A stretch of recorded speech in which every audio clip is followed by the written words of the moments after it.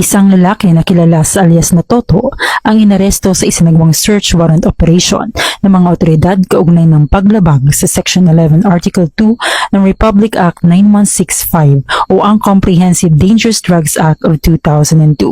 Nagsagawa ng operasyon ng Drug Enforcement Unit ng Mlang Municipal Police Station sa Purok 1, Barangay Dugong, Mlang, Cotabato. Kasama sa operasyon ng mga tauhan mula sa CPPO-PDU, CPPO-PIU, First Mobile Force Company ng Amas Kidapawan City, Kidapawan City Police Station at Tulunan Municipal Police Station. Ang operasyon ay sinagawa sa bisa ng Search Warrant Number 26-24 na inilabas ng Regional Trial Court 12 Judicial Region Cabacan, Cotabato laban sa nasabing suspect. Sa isinagawang paghahalughog, nakarecover ang seizing officer ng 6 na piraso ng transparent heat-sealed sachet na naglalaman ng pinaghihinalaang shabu mula sa pagmamayari at kontrol ng suspect. Isinagawa ng maayos ang pagmamarka, paghahalughog at inventaryo ng mga nakumpiskang ebidensya sa presensya ng isang barangay kagawad at kinatawan ng media bilang mga witness sa operasyon. Kagad ding ipinaalam sa suspect ang kanyang paglabag at ang kanyang mga karapatan alinsunod sa Miranda Doctrine. Matapos ang operasyon, dinala siya kasama